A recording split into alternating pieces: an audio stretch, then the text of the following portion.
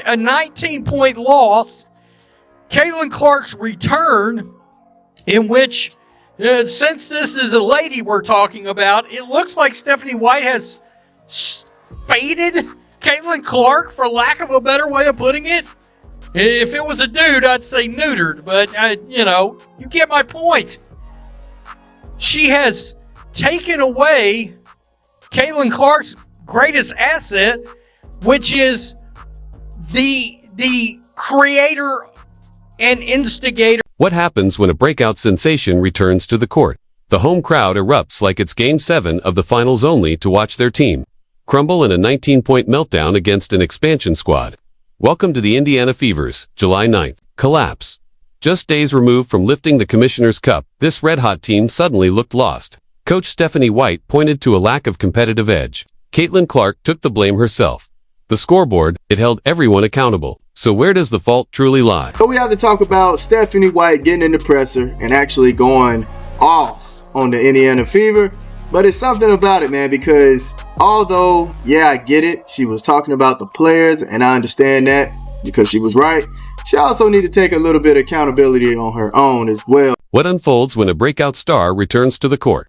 The home crowd erupts like it's Game 7 of the finals, then watches in disbelief as their team unravels.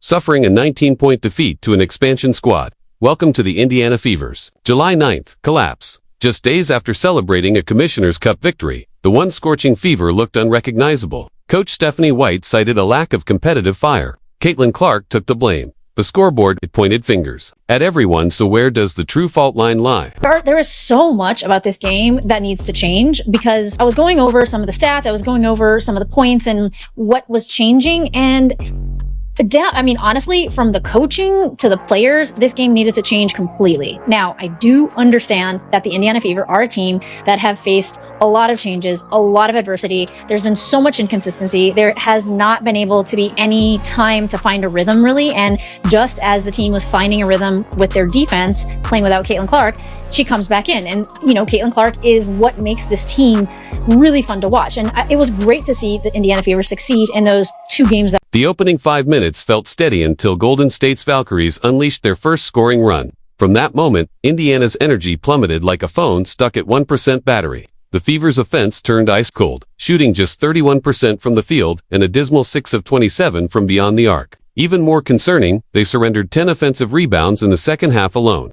By the final buzzer, Indiana had managed just 19 total points across the second and fourth quarters. A team that had flowed through motion sets just a week earlier now looked paralyzed, stuck in the rhythmless gridlock of airport security. No movement, no chemistry. Just mounting frustration. I'm getting concerned about Caitlin Clark's future with the Indiana Fever, because it's not just that they're losing these games, it's the manner in which they're losing. It's the low shot attempts from Caitlin Clark. It's the low usage from Caitlin Clark. It's the having her in the corner, coming off these screens, getting the ball on the wing, and then her losing the basketball, keep getting the ball in these unfavorable positions. She is at her best when she's pushing it up the floor, coming off the screen with the Leah Boston. You're not even doing that anymore. It seems like the Indiana Fever aren't prioritizing Caitlin Clark's growth as a player, but what they're prioritizing is the system of basketball that Stephanie White has ran throughout. The night began with fans cheering Caitlin Clark's return, but ended in stunned silence. Yet the most puzzling move didn't come from the players, but from the clipboard. In a bid to boost secondary ball handling,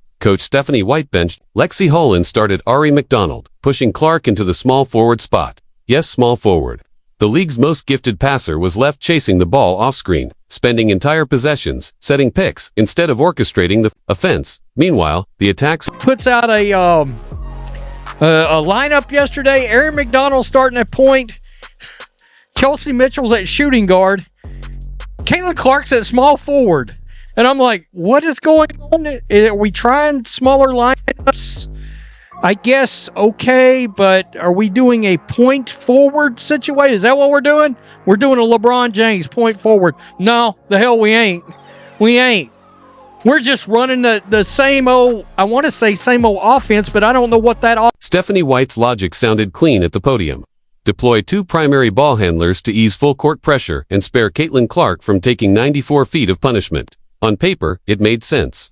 On the court, it blew up the Fever's identity. With Lexi Hull out, the team lost crucial perimeter gravity-clogging Kelsey Mitchell's driving lanes and choking off post feeds to Alia Boston. McDonald and Clark never clicked. Their timing felt like an awkward first date handshake. Most coaches adjust when a plan misfires. White didn't. She doubled down and kept Clark on a strict minutes limit. Each time, no. 22 checked out. Indiana's energy flatlined. The crowd exhaled not in relief, but resignation. There went the last flicker of life. In the media row, analysts stared at blank monitors like someone had yanked the HDMI. Stephanie White is not going to change. Stephanie White is not going to stop until her style of drag everyone down to their level basketball prevails. She's not going to change. And I do not think that we're going to see very much of Stephanie White, or very much of the Fever playing good basketball. Then came the press conference. White stepped up. Steely and Dan pulled the pin. She blamed a lack of competitive fire, poor attention to detail, and undisciplined play. Not once did she acknowledge her own rotational gamble, the experiment. That pushed Clark off the ball and kept her stuck on the bench. I was disappointed because I felt like there was a lack of competitive fire. With the exception of about 2 5-minute spurts, our attention to detail was poor. I'm not sure if it's not knowing the game plan as much as, because if it's not knowing the game plan, then that's a whole nother conversation, as much as not executing the game plan. Moments later, Clark took the mic and spoke with the poise of a 10-year veteran.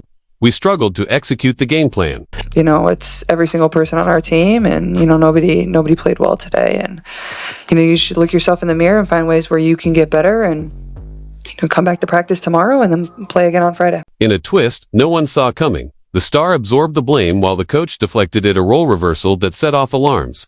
On social media, #FireStephanie began trending.